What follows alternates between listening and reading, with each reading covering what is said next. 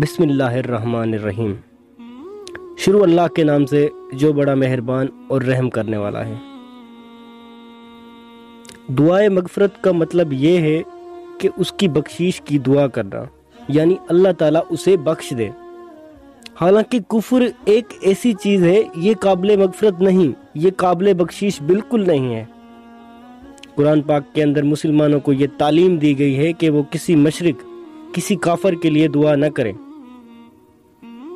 اللہ تعالیٰ نے قرآن مجید میں ارشاد فرمایا ہے، نبی کو اور نہ ہی مومن کو، ایمان والوں کو یہ مناسب نہیں کہ وہ کسی کافر کے لیے دعائے مغفرت کریں۔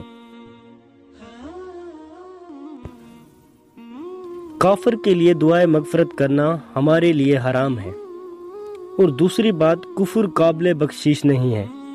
اللہ تعالیٰ نے قرآن پاک میں ارشاد فرمایا ہے کہ اللہ تعالیٰ یہ بات نہیں بخشے گا کہ اس کے ساتھ شرک کیا جائے، اس کے ساتھ تم کسی کو پارٹنر ٹھہراؤ، اس کے ساتھ تم کفر کرو۔ جو کسی کافر کے لیے اس کے مرنے کے بعد مغفرت کی دعا کرے یا کسی ہندو مردہ کو جنتی کہے، وہ خود کافر ہے۔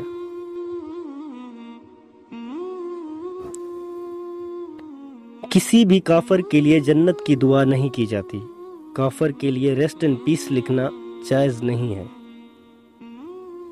ہم اگر کسی کافر کے لیے مغفرت کی دعا کرتے ہیں تو ہم اللہ پاک کی آیتوں کی خلاف ورزی کرتے ہیں۔ اللہ کی آیت کو جھٹلانا شرک ہے۔ شرک بہت بڑا گناہ ہے، شرک کی معافی نہیں ہے۔ تو خدا کے واسطے کسی غیر مسلم کے لیے اپنی دنیا اور آخرت کو خراب نہ کریں۔